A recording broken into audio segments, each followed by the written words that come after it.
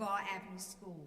A quote from a well-known teacher, speaker, and author, Eric Jensen, asked the question, what are the effects of a fully implemented arts program?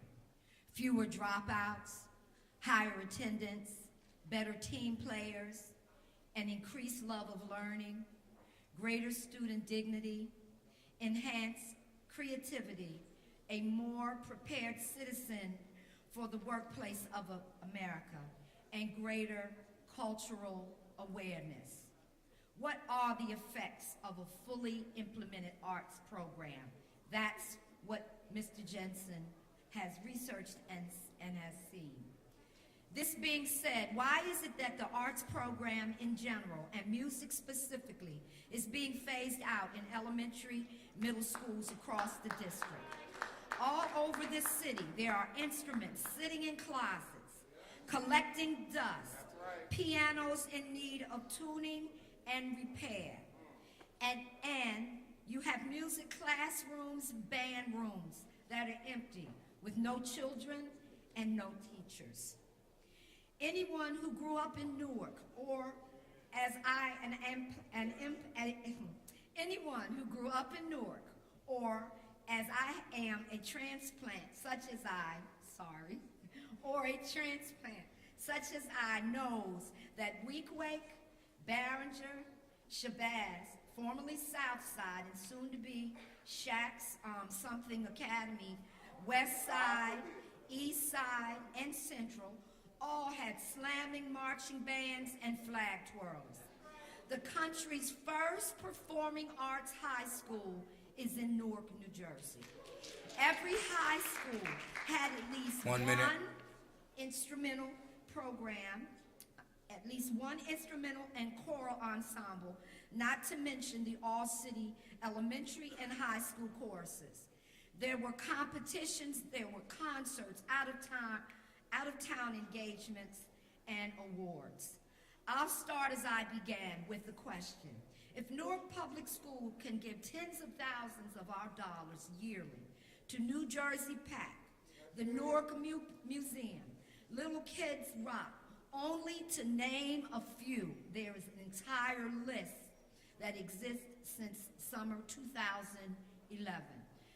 To name only a few of these organizations, can there be any money left for our kids to just take music, to understand the culture of this thriving city? Can we find money for that?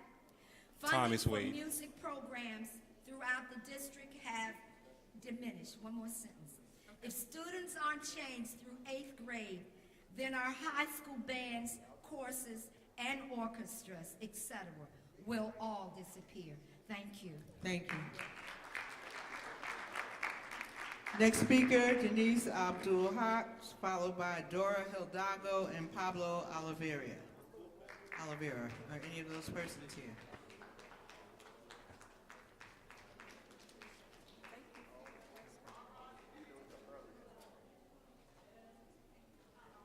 Hello, my name is Denise Abdul-Haq. Good evening. I reside at 1389 Vauxhall Road in Union. I'm a school nurse, but I'm also a product of the public schools here in Newark. I graduated from 18th Avenue School and Project Link. So I can say that I am a success story from Newark, and Newark schools are not that bad. I've been a school nurse now for 18 years, and not only are we school nurses, we are teachers, we're social workers, we're guidance counselors, and this year, we're attendance counselors. I'd like to say that we have been without a contract for 1,307 days.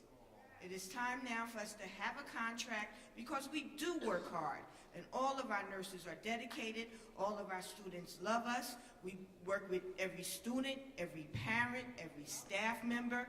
We are the only ones in the building, besides the principals, who have the responsibility of every student, every staff member, and every parent that comes in that building. They come in contact with the school nurses. That's right. Thank you. Thank you. Next speaker, Carol Wisniewski, followed by Lyndon Brown and Wilhelmina Holder. Are any of those people here? Okay, great.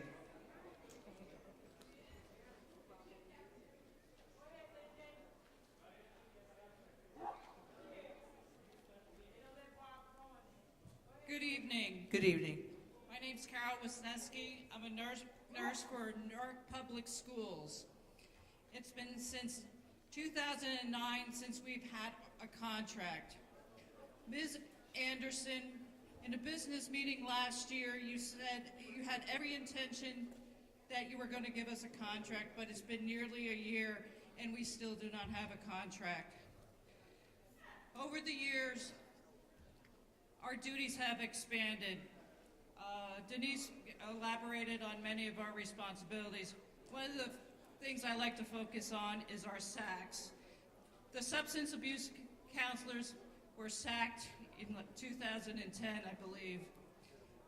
Professionally, I do have a background in mental health, but I think that we need to address this issue a lot more with our students. I'm sorry, I'm not much of a public speaker. You're doing fine. Over the years, they've chipped away at many of the services that have been offered at Newark Public Schools. Every time I turn around, there's just another responsibility. Between my social worker, he was here, he had to leave, that there's just so many things that we have to do for our kids. Our kids deserve a lot more.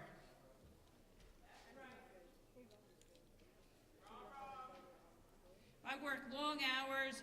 I have to make sure all my ducks are in a row and make sure that my kids are well taken care of. In closing, I would like to say,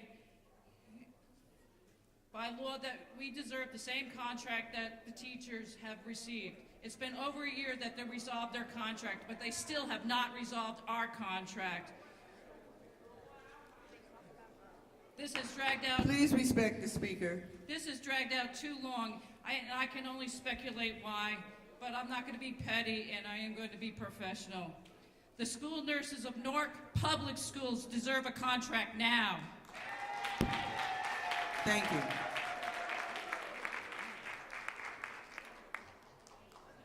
Lyndon Brown.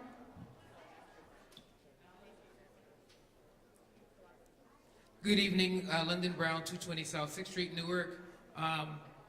Good evening. I would like to take this opportunity to express my continued dismay with the superintendent's oversight of Newark Public Schools.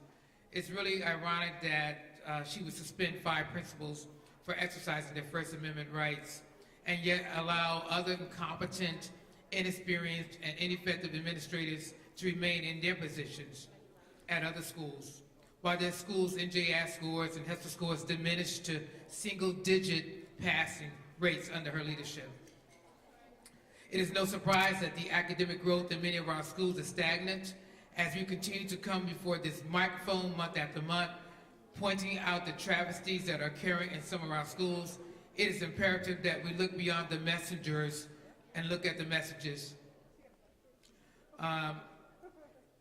So let me begin by expressing the frustrations of parents, concerns that I received over the past month.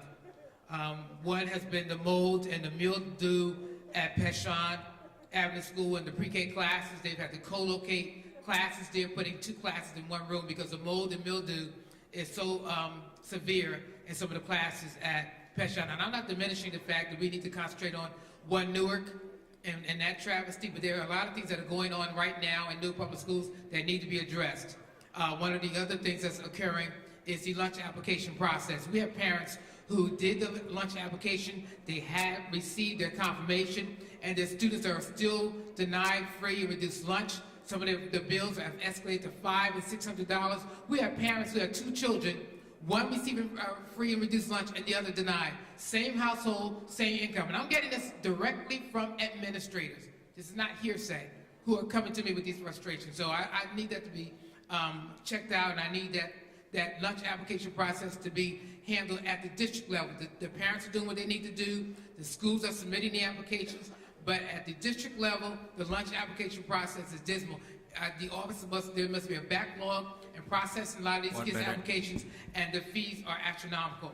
At a recent meeting with district security, I learned that there hasn't been any security training since 2000. Spoke to an officer, senior guard, who said he has been a guard for 17 years and he has not received training since his first 2 years on a job. You know, with the tragedies of Columbine, with the lockdown procedures we have in place now, with the gang activity, with this influx of social media, our security guards need training, ASAP. We need more effective social support for our students. Far too many of our students are slipping through the cracks as relates to interventions. Not only have we lost some students to gun violence over the past few weeks, but many of the persons responsible in many of those cases are Newark public school students as well. And that was a tragedy that occurred during the Christmas holiday, so we do want to make sure that bereavement support is given to those students at those schools. I also want to speak about the incompetence, the hostility and defensive attitude of our assistant superintendent of Renewed Schools, who is blatantly disrespectful when it comes to parent and community engagement, and PTA's voicing their concern. You know, even though I've been president of the Essex County PTA for just 2 years, I've experienced a lot of hostility and frustration when it comes to raising concerns. Our assistant superintendent seems to have a problem with that. He has not spoken to me, has refused to meet with parents at many of our Renewed schools who have problems, but I need the district to know that the problems are escalating. There's violence, there's gang activity. I've been told from many of the administrators and teachers that the assistant superintendent has instructed the administrators to curtail the reports that are going down to the board. As far as incidents are concerned, the board, you need to look at, you know, the fact that we have a discipline policy, and there's fighting going on, there's bullying, and those infractions are not reported to the district because of the directive they received from the assistant superintendent. Mr. Brown. Finally, I'd like to commend those schools who had excellent holiday concerts and Dr. King programs. First Avenue did an awesome job because they had their program in the evening so parents could make those events and they didn't have to decide whether they should go to work or, you know, support their children at an event. So I commend them. Mr. Brown, your also, time I is didn't know up. about the NJ Pass. Is that going to be administered to a lot of our students? Last year, the assistant superintendent gave the options of waiving that, and our students need a uniform assessment. So please investigate that. Thank you, Mr. Brown. All right. Thank you. Is Ms. Holder here? Next speaker, Sean Williamson. Luna Michaud.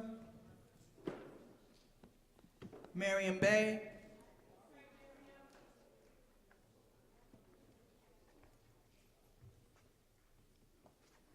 Good afternoon.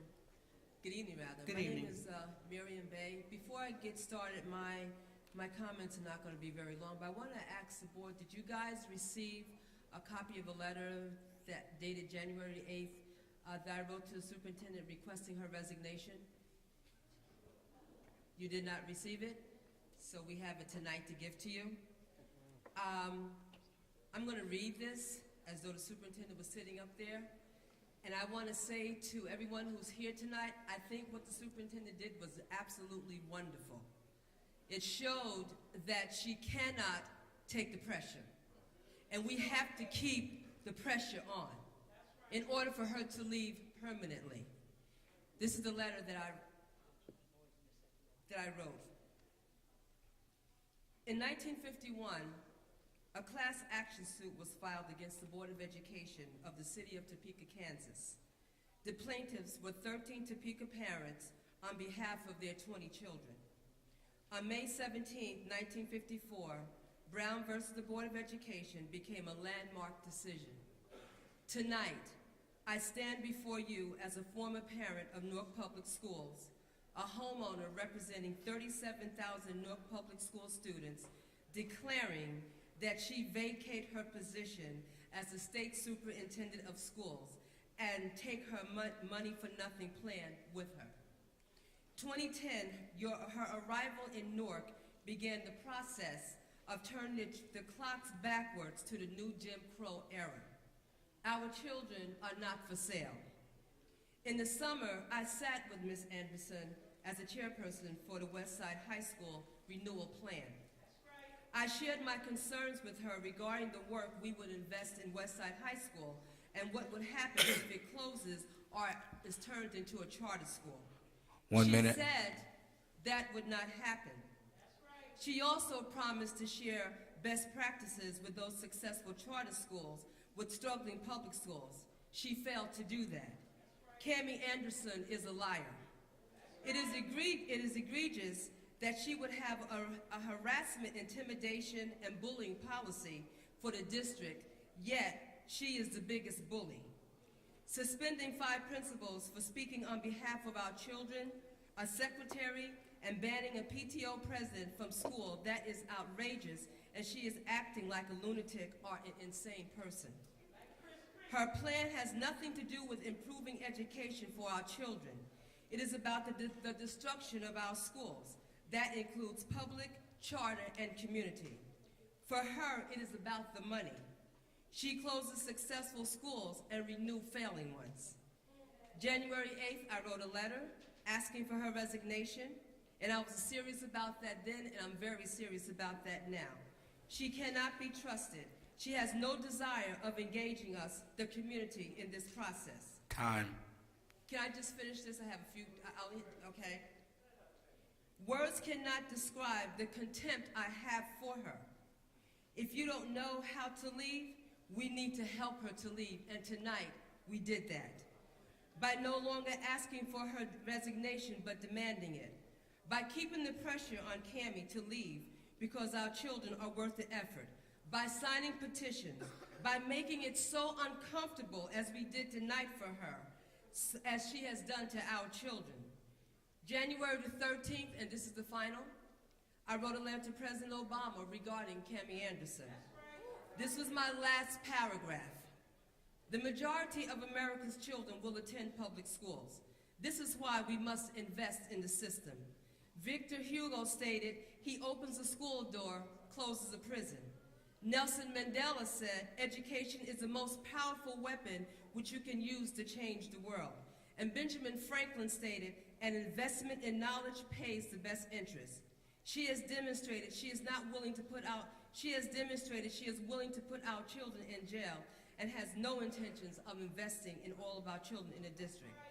We need to ask her to do us a favor, submit her resignation, and leave the city of Newark, and make this departure our landmark decision. And that's what she did tonight. Thank you, Ms. Bay. Thank you. If you have a copy of what you submitted to, Superintendent, can you bring it up, please?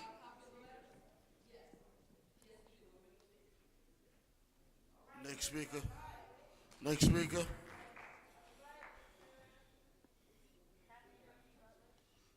Next speaker, Carolyn Dixon.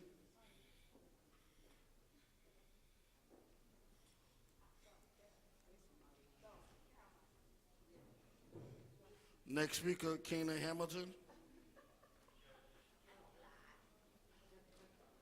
Next speaker, Willie Rowe.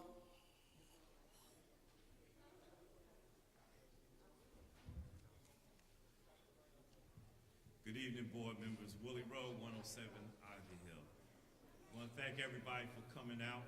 And as you can see from all the people that spoke all throughout the years that Cammie's been here, we continually have the same mismanagement problems. The woman is not qualified. She's like a little kid. She can't stand the pressure, so she takes away all the toys. The staff.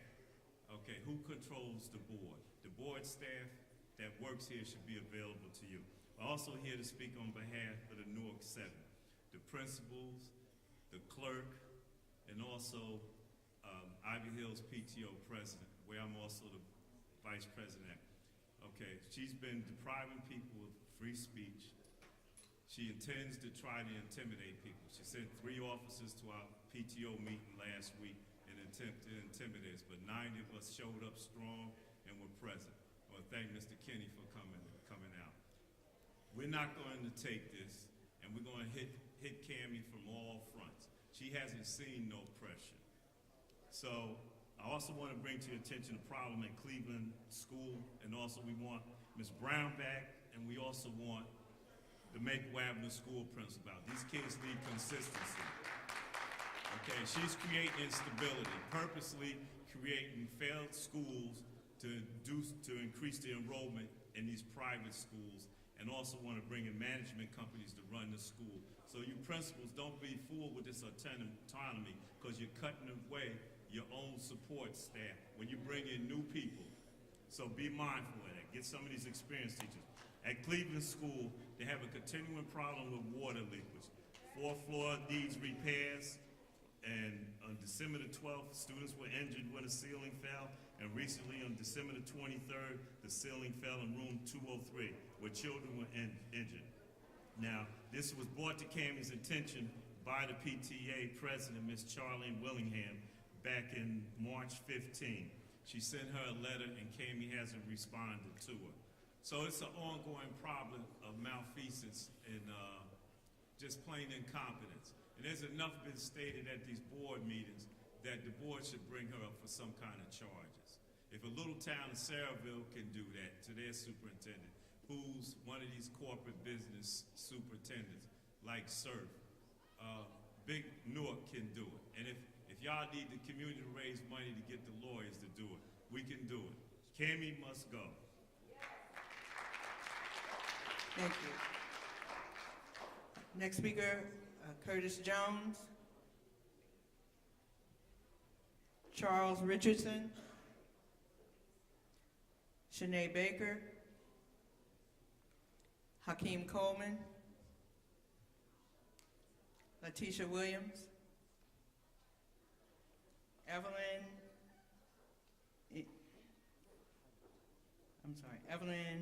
Amendola. Natasha Mosey. Jennifer Johnson. Nicole Knox. Shafay Hall. Naja Jenkins.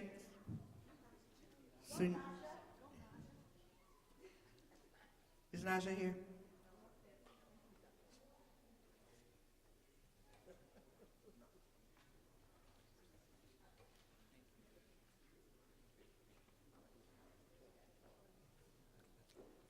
Is Ms. Jenkins here? No. Okay, thank you. Sunay Pagan. Vanessa Roper. Dennis Conaway. I'm coming. Roper. I'm sorry, Mr. Roper.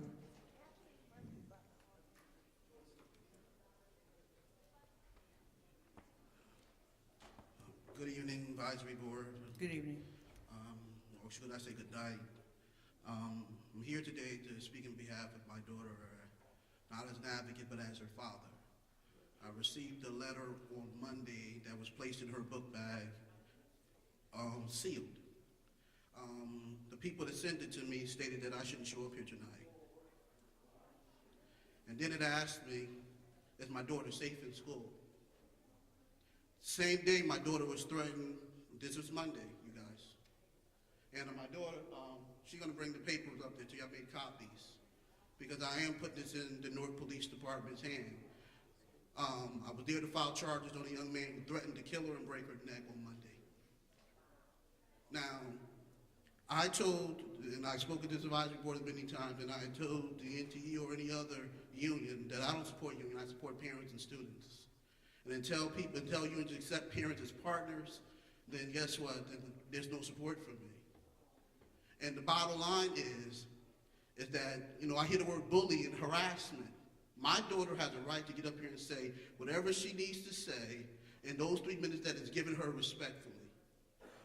And the fact that we have teachers and staff that will conduct themselves in this way, that will threaten a child and tell her, and myself, and tell me not to show up here tonight.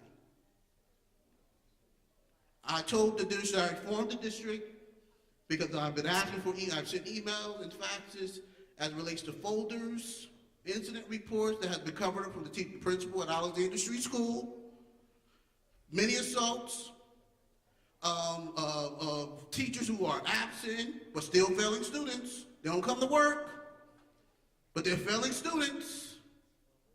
I've talked with the district, I've even sent letters to the state, and now I'm ready to file litigation. Because something has to happen here, and I don't know how many parents we have on that board, but most of you guys know my daughter, and the board before you know my daughter, and the board before you know my other children. 1 minute. It is, listen, the bottom line is that my daughter, this is what her day starts with. Alexander Street School gives their children 30 minutes of literacy every day, except Friday, which is a violation. But the fact of the matter is my daughter still can read. Thank God she knows how to read because the principal did her organization. She's in an inclusion class without an inclusion teacher. And she's not even special ed. But this was going on in Alexander. I hear the word bullying and all this harassment, all this stuff, the Super 7, the whole nine. But yet we still have a child here. Does the union care? I hear, oh, save our schools. What about save our children? What about save our children? When will the union respect the goose that lays the golden eggs? But all of save our school, I can honor that. But the fact of the matter is that I've been here. Didn't come, I don't just didn't come Johnny come lady. I've been here 10 to 15 years, coming to the advisory board, testifying, saying these times would come, me and others. Mr. Roper, please Yes. finish up. I'm finished. I'm finished. But I would like a response from this board. If you want me to put it in writing, I'll put it in writing. I did send some information to the district today. I want some answers, and I want it now because I will not be sending my daughter back into the building. And when as far as I'm concerned, until things are done or taken care of, I'm putting her under doctor's care. This is the second time she's been threatened. The teacher principal, guess what? When the young man threatened to rape her in April, the principal didn't even suspend the kid. And yesterday, on Monday, when the kid threatened to break her neck and kill her, she didn't even suspend the kid. The boy was in school this morning. This is what's going on in Newark Public Schools. Thank you, Mr. Roper. Mr. Roper, is this?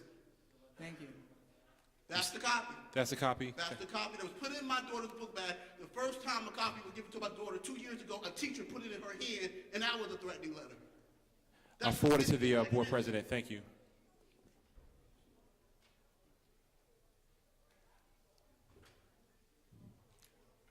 Dennis Conaway.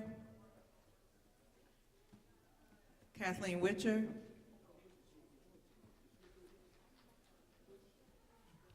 Kathleen Witcher, 14 Garwood Place.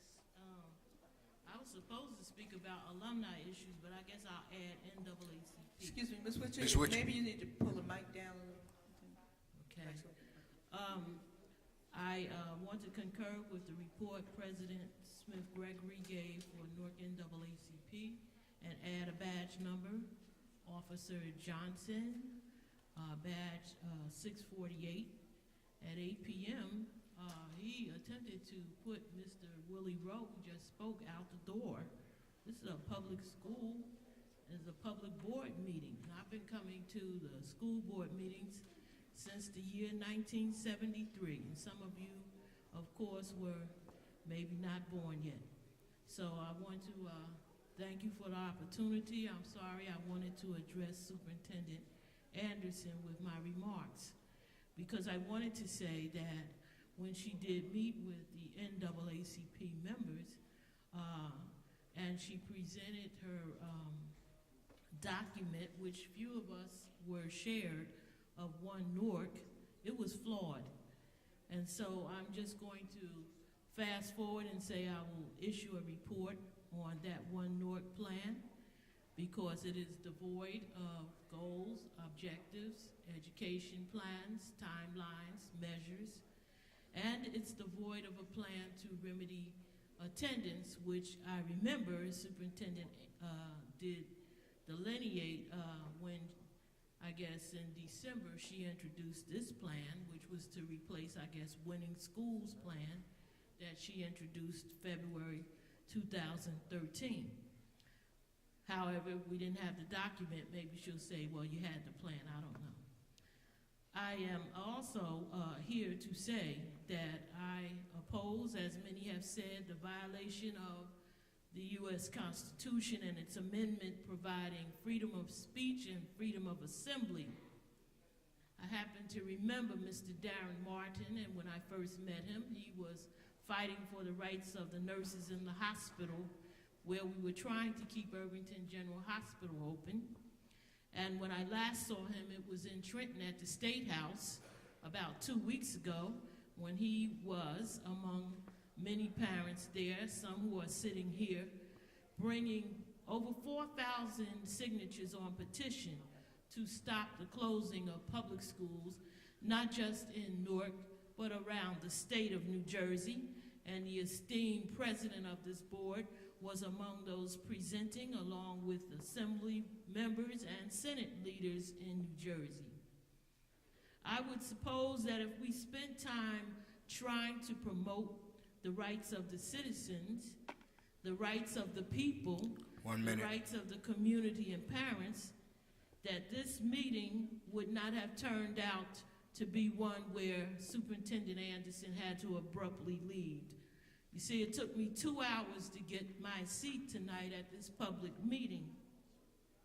And so since I only have 1 minute, I'll try to say this, that we should put a stop hold, a moratorium, an injunction already called for by stakeholders, community groups, elected officials, and all others on One Newark, because it is not a reform plan for our children. In fact, I believe it is a railroad. It is an act of collusion to dismantle and disrupt and tear apart what we know as our public schools. I spent many years teaching at my alma mater, Malcolm X. It was, of course, the renaming of that school for a great world leader that we remark about, only to find that sometime around Thanksgiving, a mural of Shaquille O'Neal was placed on the building, causing us to have, as the alumni, many accusations raised about the future of our school.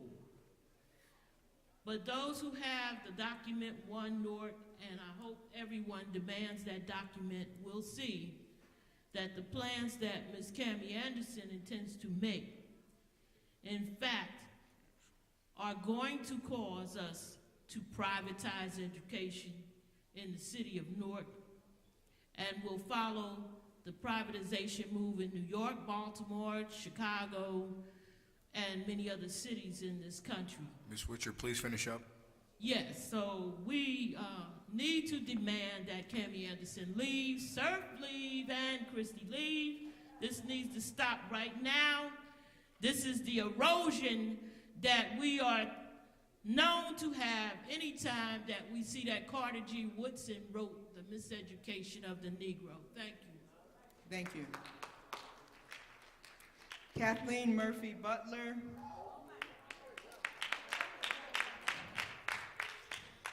Good evening, Kathleen Murphy Butler, Dr. E. Alma Flagg School, 153rd Street. Good evening. I'm here tonight to speak specifically on the district's decision to renew our school, Dr. E. Alma Flagg Elementary. In the past few years, our school has renewed itself and has since seen nothing but improvements. There have been changes in staffing on both administrative and instructional levels. These shifts in staffing have ensured that everyone is on board with a similar mission of providing the students we serve with nothing but the best. Our motto, one team, one sound, college bound, can be seen in our classrooms and heard echoing through our hallways at all times. We have worked through shifts in standards and brand new curriculums with ease. Unlike many of the Renew schools whose scores have declined, our schools have improved each and every year. This only proves that with time we can undoubtedly meet the standards that the district demands. Renewing us based on our test scores alone is both an invalid measure and an injustice to our students, and there is no proof to support the proposed changes that would do anything but have an adverse effect on the progress that has been to date. Research shows that schools need no less than 3 to 5 years in order to successfully change. Although we have given it our all, we have not been given that time to prove that our methods are working. Alternatively, we have made gains larger than the required percentage each and every year, yet we were told that our improvements were not being made fast enough. The Newark Public School Takeover Plan also claims that schools are being renewed due to the safety issues with the school buildings. Clearly, the fact that our school was built in the 1980s is proof alone that this is not the case here.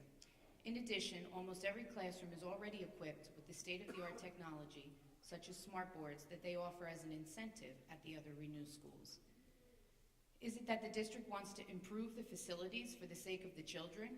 Or is it more likely that our school, one that is equipped with not only the newest technology, but also central air, elevators, and ample parking, is being renewed simply because it is a facility that could easily be sold for a profit as a piece of prime real estate? 1 minute. So here we are to demand a real answer to the question we've been asking for well over a month. Why our school? There is no clear evidence that our school should be renewed, nor is there proof that the plan to do so will do anything but further destroy our community. We believe in ourselves as educators. We believe in our students' abilities to succeed and have worked tirelessly to ensure that their lives will become the living proof that our work was not done in vain. We believe that our community deserves to receive what we are asking for in return for trusting us with our most valuable possessions, our children. We ask that you follow in the light of our school's mission and advocate for the reversal of the decision to renew Dr. E.L. Maflag Elementary School. Our school, our children, and our futures are depending on you. Thank you. Thank you. Karima Henderson. Anna Soto. Iris Torres. Tawanda Sheard. Oline Truitt. Akia Holly. Okay. Good evening. My name is Tawanda Sheard Dardell. Good I'm evening. a parent at Brookrow Avenue School. When it comes to our children's education, there has to be dialogue and community meetings. Not one time have I seen superintendent come to the school when she said she have had community meetings. I'm pretty sure that her child is not walking to school or taking transportation like she want my child to do, when eventually she will want to close it and send her children to Carver, George Washington Carver. Eventually children will want to drop out of school. It's not helping them but are making them worse. On the application, it says if you want to change the child's school, do nothing. So I decided to call the district and find out. And when I called, she's not available, nor her assistant. Then I was transferred to the hotline. I asked the lady hotline, do I have to do the application? She said, do you want to change the child's school? I said, no. She said, do nothing. One thing they have to understand that our children are not criminals like she has said in the past.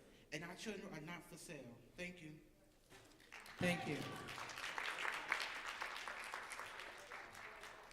Akia Holly. Veronica Branch. Michael Iovino. Finally.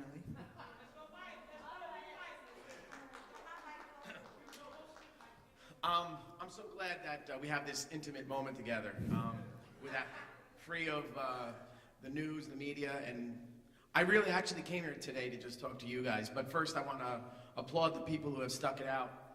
I see some of our Newark elders, and I appreciate this. I've been in this district. I really don't know how long I've been in this district. I came when the state took over, and I keep saying consistently that that was probably the best or worst thing that they've ever done, which is hire me. Since then, I've been, I hate to say this, but Roger Leone makes me say it all the time, that I happen to be one of the best teachers that Newark has. I've been given governor's awards. I've been highly effective since day one. I was given the Distinguished Star Ledger Teacher Scholar Award. I bought a kayak with my bonus. I had a great summer. But there's a couple things that I think I just wanted to mention, and it was just to the board. Let's imagine One Newark goes forward, which, as most of us who are smart enough to know, it's really just a thinly veiled voucher program.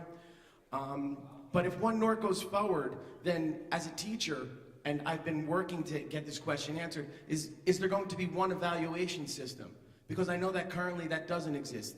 The Newark Public Schools are working under a draconian, vicious evaluation tool, and it's designed to make us better. And if that's the case, then I would expect to see the same tool used to assess the charter school teachers. If it's One Newark, and since it's all the Newark Public Schools, when will we be invited to have a wonderful advisory board meeting in one of the charter schools? That's never happened, and I hope that we can see that happen. I would love to be inside one of their beautiful buildings, even though I've been invited to work there on numerous occasions. And that brings me to one of my points. Newark Public Schools, when the state took over, that's when I got hired, and despite the fact that I've been given offers of employment elsewhere. I just figure I'm going to stick around until they leave. 1 minute. Yeah, thank you. I really don't have anything else to say. I just want to tell a quick story. There's not a lot of people here, but I figured if we stay long enough, the police will outnumber us, and that would be kind of cool. We're so safe right now. Keep fighting. The few of us that are here, these are the fighters. I'm never going to lose my job, and we won't lose our jobs if we fight. And take this message back to your families and your friends. I mean, I've done everything you could possibly do to get fired in this district in terms of fighting. No, not that. I haven't punched anybody in the face. I'm talking about in terms of fighting for my rights. I literally sat in a lawn chair in front of 2 Cedar Street for a summer, and I was asked by a couple of the board members to just kind of disperse. But I will protest and fight until I'm dead. I've been criticizing the superintendents, the board, whenever possible, whenever it's right. You're not going to lose your job if we stand together. So there's a few of us here tonight that are left. 15 seconds. And in 15 seconds, I will say that we will continue this fight. And I've never been prouder than tonight. And the board, I do commend you guys for staying. And the new guy, congratulations. Thank you, and I love everybody, and I love Newark. And Roger Leone, you didn't leave when they all left, and I love you for that. Newark's son, right there, Newark's son. Thank you. Jeanette Mark. Houston Stevens.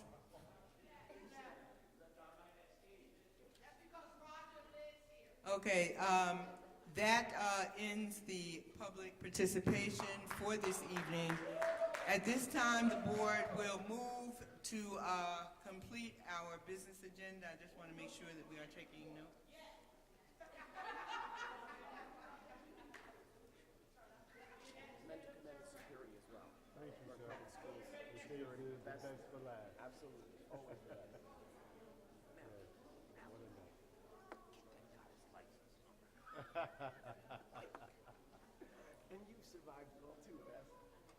Okay, at this time, we are going to move to,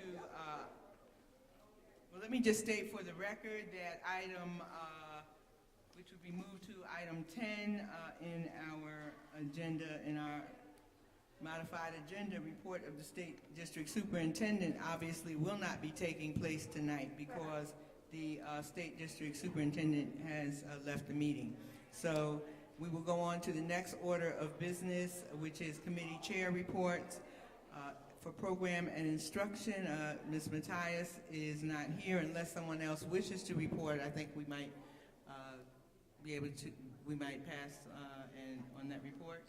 Okay, so we will move then to constituent services with Mr. Kinney, and then on to finance and operations with Mr. Hassan, chairs of those committees.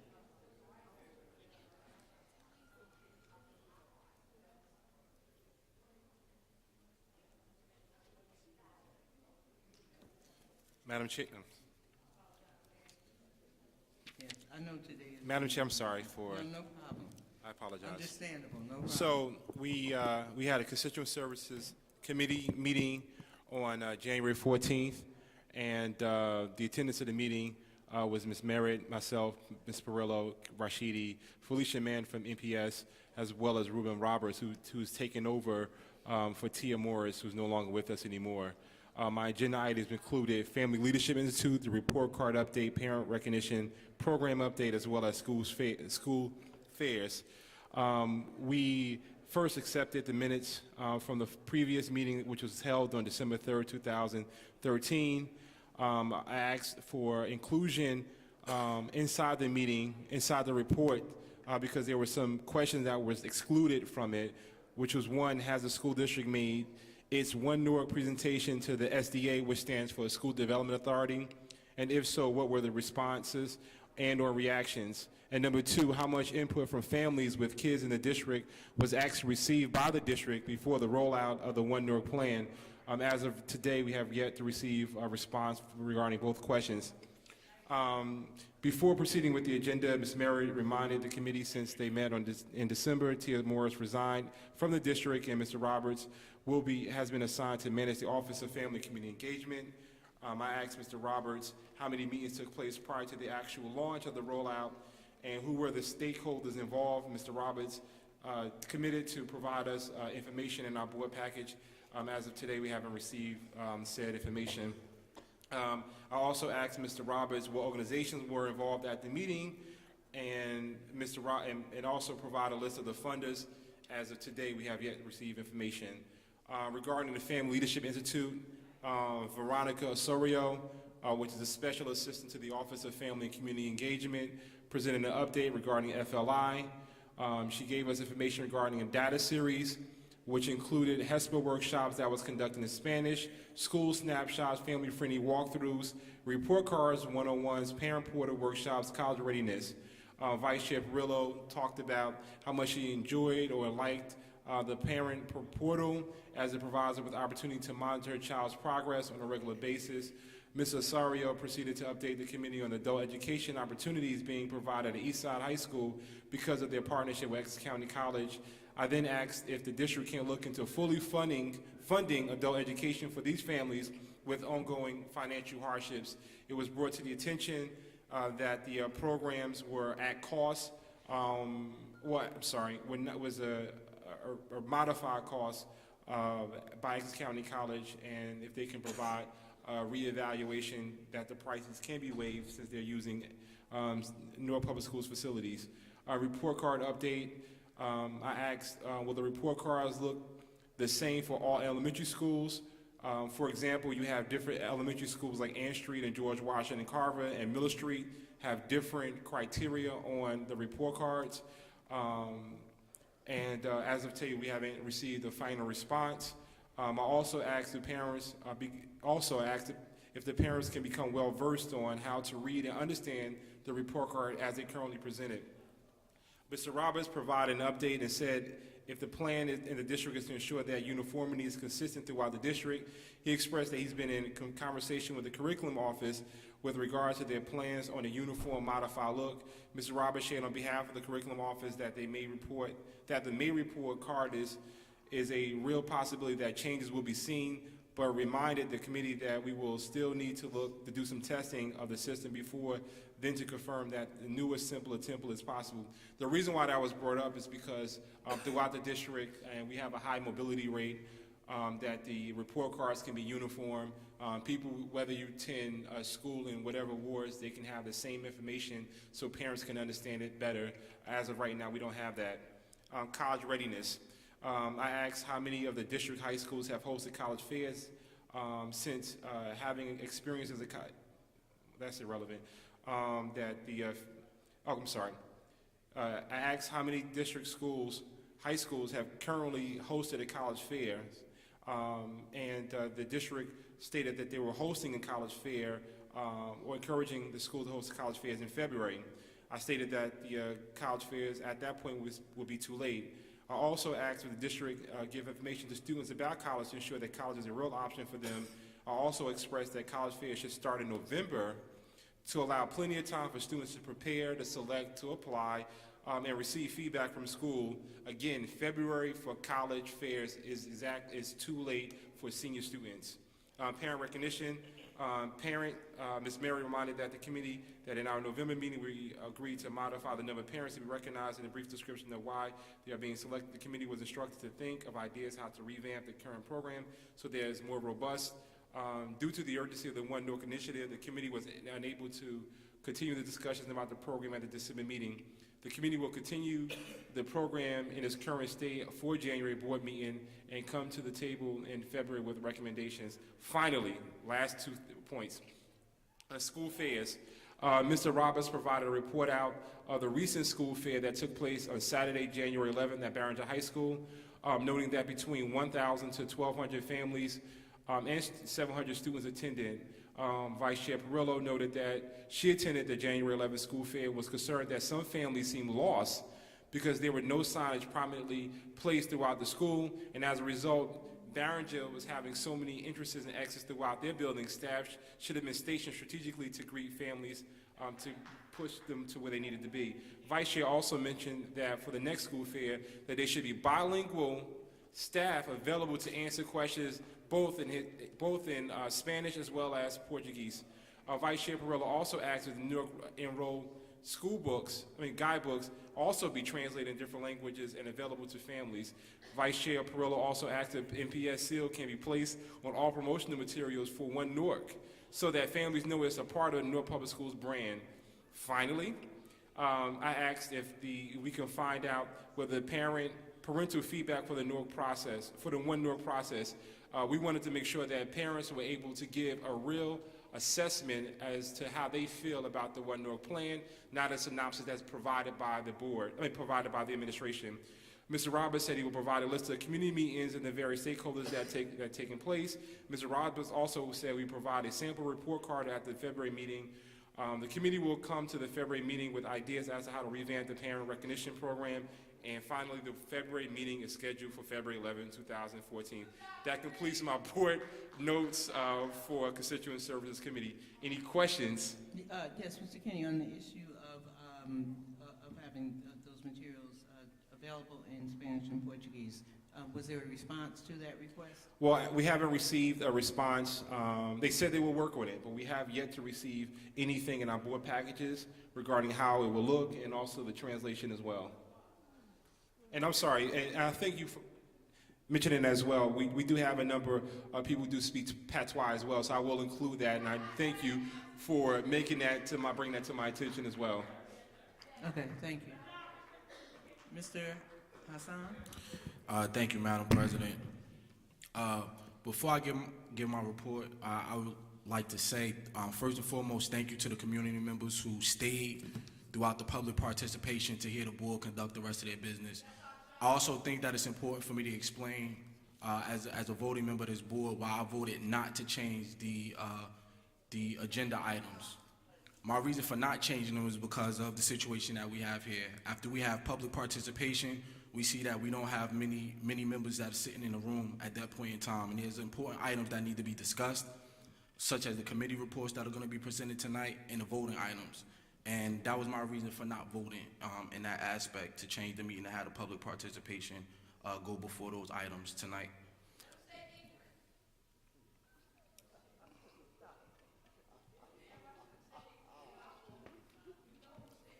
Could we please not shout out? Could we please respect each other and be the best that we could be tonight? Thank you. So, Madam Chair, the Finance and Operations Committee meeting was held on Monday, January 13, 2014, and was called to order by Chair Hassan at 6:05 p.m.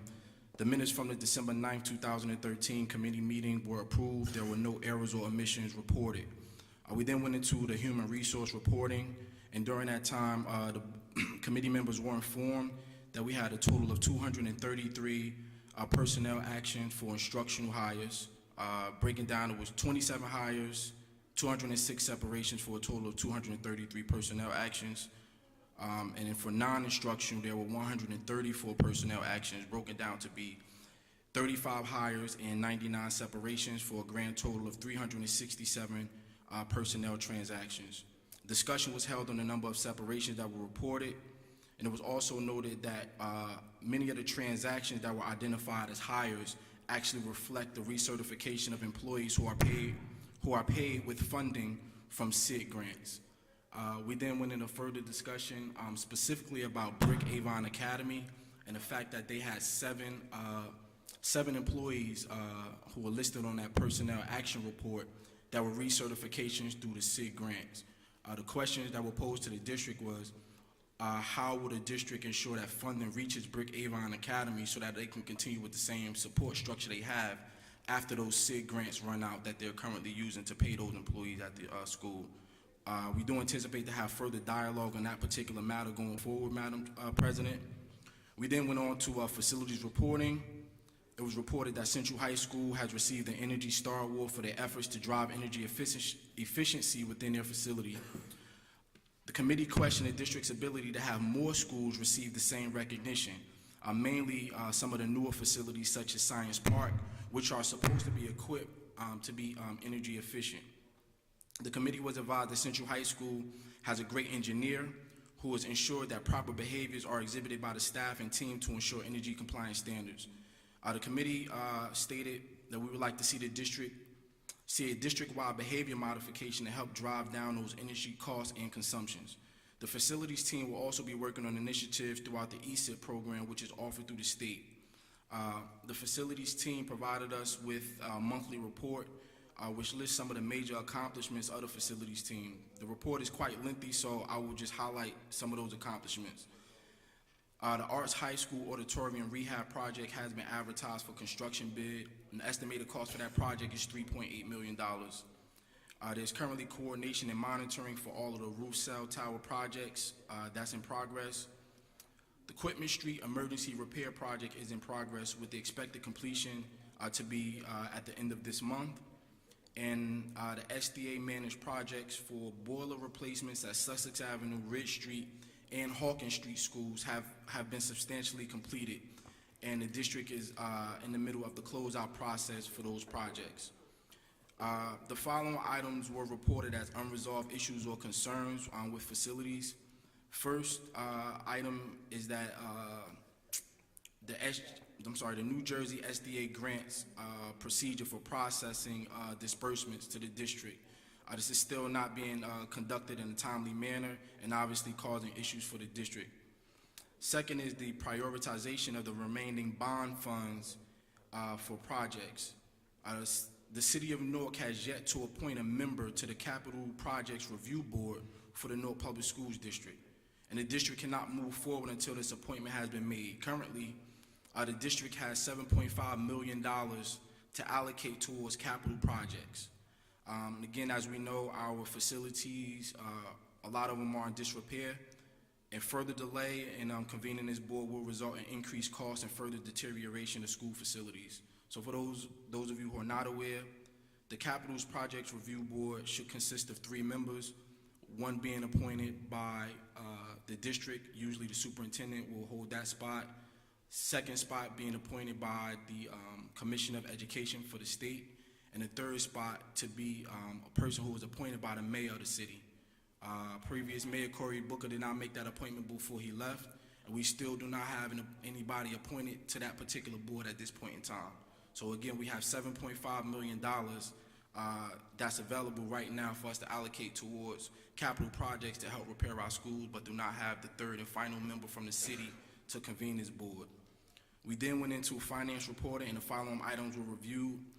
There were no objections or concerns presented in the committee meeting, but we didn't have our business meeting to have open discussion from the rest of the board members. Those items are as follows: the board secretary report from November 2013, the treasurer's report from November 2013, the transfers and modifications report from November 2013, authorization for operation checks, December 2013, authorization for district travel, January 2014, payroll summary reports for November 29th, 2013, December 13th, 25th, 27th of 2013, and of January 8th and 9th of 2014. The following items were not received during the committee meeting, and we did not have discussion on them. One is the corrective action plan for our CAFR, which is the annual financial review that the district goes through. The corrective action plan was provided in the last information packet that went out. That item has to be voted on tonight at this meeting, obviously, because it has an impact on our QSAC rating, which speaks to how well we govern the district as a board. So those corrective actions are listed, and we need to vote on that tonight. The next item is the 5-year preschool program plan. This was not prepared for committee review, but this was also included in the board packet that went out. And the budget calendar for the fiscal year 2014 to 2015, and the timeline for the development and submission of school budgets for the fiscal year 2014-2015. We then moved on to the purchasing/warehouse items. 9 items were presented to the committee for review. A discussion was held on items P5, P8, and P9. Item P5 was referred to the curriculum committee for further review, and that item is for a college readiness program that the district is looking to implement. As per our policy, all items related to curriculum should be referred to the curriculum committee for review prior to reaching the finance committee for approval or vote. We then went into facility and construction items to be voted on. There were 2 items presented for review. One was for an RFQ/RFP for professional design consulting services. Do want to advise board members that although there is a dollar amount associated with this, this is not for us to commit to pay for any services. This is strictly for us to receive a request for qualifications and a request for proposals for companies to provide design consultant services. We have one architect in the district, and from the information that's been provided, that architect is not equipped to handle all of the projects that come across the district. The second item was for emergency repairs at Quitman Street School, totaling $44,891. We then went into a general discussion. I think this is a very important issue for the community. One of the issues that we continue to have is, or hear about, is ensuring that our students are provided with meals here in the district. I don't care what board meeting you go to, someone comes to the podium and speaks about students either not having money to pay for meals or students not being given meals, etc. There is a community eligibility option plan that's been introduced in some states throughout the country. It will be rolled out to New Jersey for the 2014-2015 school year. The community eligibility option will allow the district to provide free breakfast and lunch for every student within the district, as long as the district meets the 40% cap for individuals who are eligible for free and reduced lunch prior to completing the lunch application. Our committee has been working very diligently on this item for the last 4 months, and as it stands right now, the district is eligible to apply for this program, and we do look forward to applying for it in the state of New Jersey and ensuring that all of our students in the district receive meals. Additional information was provided to the district so that they are well informed of alternate methods to record information that's required for Title I funding. That's been one of the setbacks for some of the districts. To give free lunch or be involved in that program means that the district can no longer send students home with lunch applications. And that's usually the process that the district uses to also record the information for Title I funding, which is needed for our district. The law states that if you are involved in this program, you can no longer use lunch applications. So we are working with the district staff to come up with alternative methods to collect that data so that we don't lose out on Title I funding for the district. The last item that we discussed was paperless board meetings. This is an item that's been coming up over the last few years. And as you can see here, board members, we come with stacks of paper to our meetings, and we think that there's an opportunity for us to cut down on some of the printing costs and utilize that funding to do other things in the district and hopefully reach the classrooms. So we did bring this to the district. The district has committed to ensuring that we receive tablets and come up with a method so that we as board members can download our board packets each week, and that we can also be, well prepared and not have to carry all of this paper to our meetings. Madam Chair, the meeting was adjourned at 7:20 p.m. So concludes my report, Madam President. Yeah, thank you. I need some clarity, and that is in terms of our voting this evening. I would like to have clarity on your recommendations. I do know that you said P5 was referred back to the curriculum committee, so yes. What is your recommendation in terms of voting on these items? Are there any items, do we want to pull P5? Are there any, or what are your specific recommendations? My recommendation is that we pull item P5, which is the pre-qualification solicitation for college going programs, until we get further clarification on what that program actually entails and what the direct benefits and impacts will be for our students. I think some of the specifics around that would be, is this program going to be mandated for all high schools, or is this something that will be optional for our students going forward? And who will be the providers of this particular program within the district, and what is their track record for success? So, this particular item has not gone through the curriculum committee? Or we're not sure? I'm not sure because we don't have Ms. Matthias here to present at this point in time. Okay. The other item that I think I would recommend being pulled at this point in time are the budget calendars. At this point in time, we have not formed a budget subcommittee, and these budget calendars were created and presented to the board without any feedback from the board. And I think that this is something that we should hold off on until we get further clarification and provide any feedback that we deem necessary to the district staff. Thank you. Are there any other questions?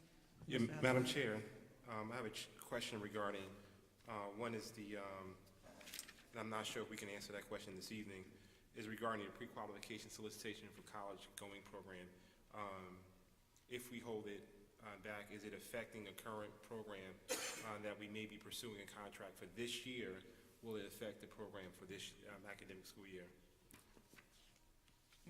I can't answer that question specifically.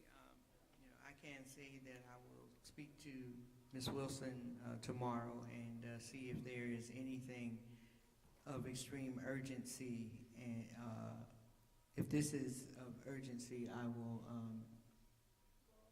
have that information brought back to the board. And both, I think, Mr. Hassan and I will speak with her tomorrow.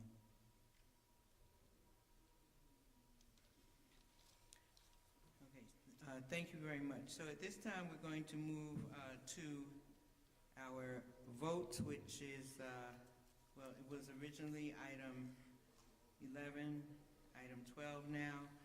We will move to vote first on the resolution for approval of in-state,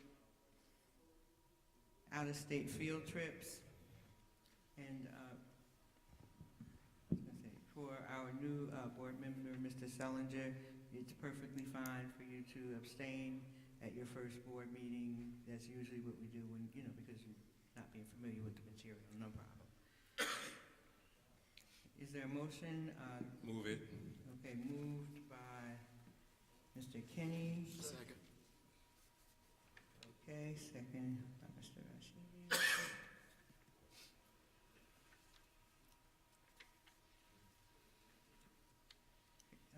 It's been moved and seconded that we to vote for the resolution for approval of in-state, out-of-state field trips. All those in favor? Aye. All opposed? Abstentions?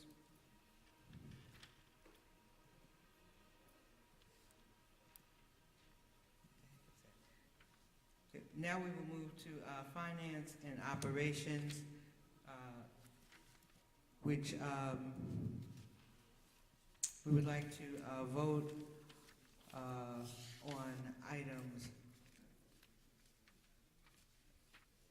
1 through 7 and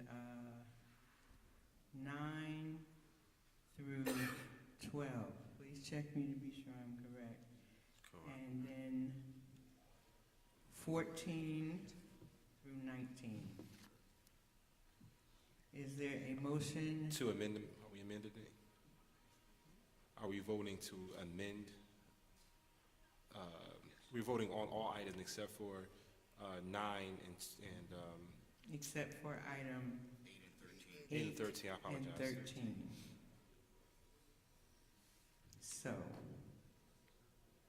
we can, I guess we can first, first we'll vote to vote on well, it's not really an amendment, it's just we're voting to pull items 8 and 13 and to vote on the other items together. So is there a motion? Yes. I'm sorry, Mr. Kenny? I move that we remove item 8 and item 13 from a group vote. Second. Move it. Okay. And moved by Mr. Kenny, second by Mr. Lewis. All those in favor? Aye. Opposed? Okay, so now we need a motion.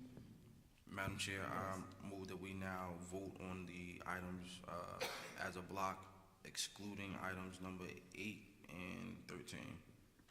Second. I heard 2 seconds. Okay, moved by Mr. Hassan. Second, Mr. Kenny.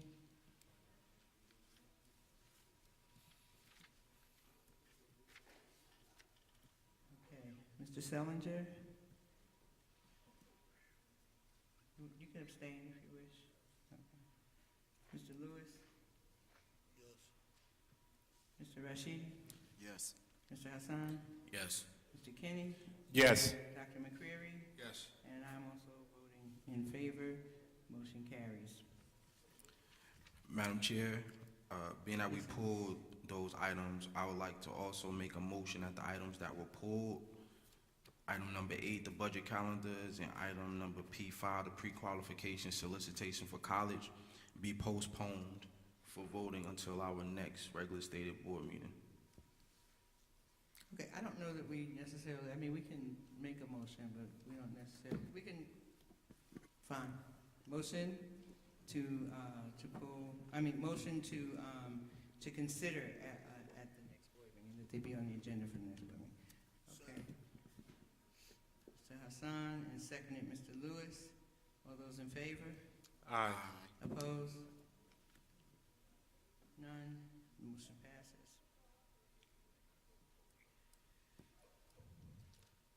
We now move to old and new business. I won't say hearing none. I will leave the floor open for old and new business. Old and new business. Going once. Going twice. Good night. Madam Chair, I now move for adjournment. So moved. Second. All those in favor? Good night. Aye. Thank you all very, very much for staying with us and for your high interest during this very unusual evening. Thank you very much.